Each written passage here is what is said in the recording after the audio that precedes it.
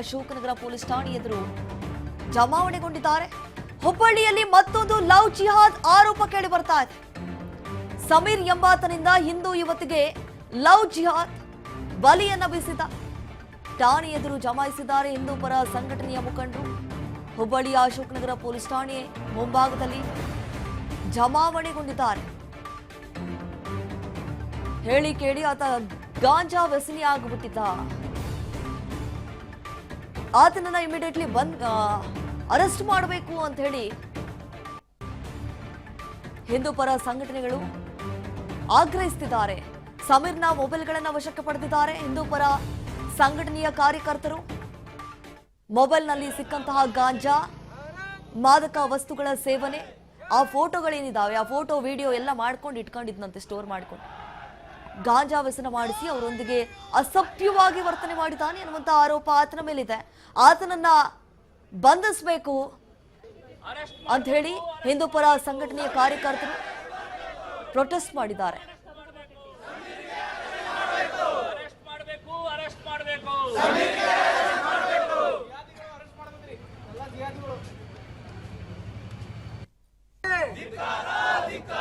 ದೇಶದ್ರೋಹಿ ಜಿಹಾದಿಗಳಿಗೆ, ಜಿಹಾದಿ ಮುಸಲ್ಮಾನರಿಗೆ ಬಂಧಿಸಿ ಬಂಧಿಸಿ. ಈ ಲವ್ ಜಿಹಾದ್ ಪ್ರಕರಣ ಕರ್ನಾಟಕ ರಾಜ್ಯ ಸರ್ಕಾರ ಲವ್ ಜಿಹಾದ್ ತಡೆಯನ್ನ ಕಾನೂನನ್ನ ತರಬೇಕು ಅಂತ ಹೇಳಿ ನಾವು ಆಗ್ರಹ ಮಾಡ್ತಾ ಇದ್ದೀವಿ. ನಮ್ಮ ಹಿಂದೂ ಹೆಣ್ಣು ಮಕ್ಕಳಿಗೆ ರಕ್ಷಣೆ ಇಲ್ಲ.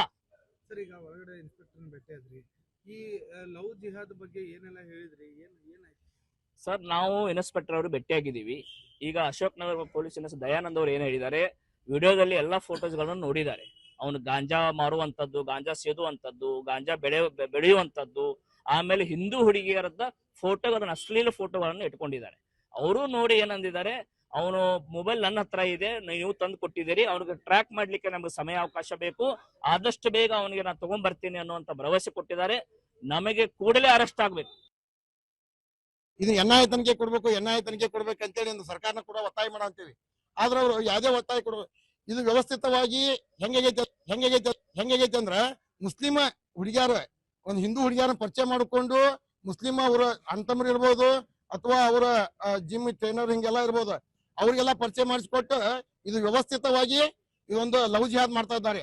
ಅದಕ್ಕೆ ಫಂಡಿಂಗ್ ಮಾಡೋರು ಕೂಡ ಮುಸ್ಲಿಂ ಅವರು. ಮೊನ್ನೆ ಹೇಳಿ ಅಲ್ತಾಜ್ ಹೋಟೆಲ್ ಮಾಲಕ ಮೊನ್ನೆ ಒಂದು ಲವ್ ಜಿಹಾದ್ ಕೇಸಿ ಫಂಡಿಂಗ್ ಮಾಡ್ತಾನೆ, ನಾ ಫಂಡಿಂಗ್ ಮಾಡ್ತೀನಿ, ನಾ ಹೊಳ್ಳಿ ನಿಮ್ ಮದುವೆ ಮಾಡಿಸ್ತೇನೆ ಅಂತ ಎಲ್ಲ ಹೇಳೋಣ. ಹಿಂಗ್ ಫಂಡಿಂಗ್ ಮಾಡೋರು ಅದ್ರ. ಅದಕ್ಕೆ ಇದೆಲ್ಲಾ ಪೂರ್ತಿ ಲವ್ ಜಿಹಾದ್ ಒಂದು ಪೂರ್ತಿ ವ್ಯವಸ್ಥೆ ಹೊರಗೆ ಬರ್ಬೇಕಂದ್ರೆ ಎನ್ಐಎ ತನಿಖೆ ಆಗ್ಲೇಬೇಕು. ಇಲ್ಲಿ ಜಿಹಾದಿಗಳಿಗೆ ಏನಾಗೈತಿ ಅಂದ್ರ ಕಾಂಗ್ರೆಸ್ ಗೌರ್ಮೆಂಟ್ ಇರೋದ್ರಿಂದ ಅವ್ರಿಗೆ ಕಾನೂನು ಭಯ ಇಲ್ಲಂಗ ಆಗೈತಿ.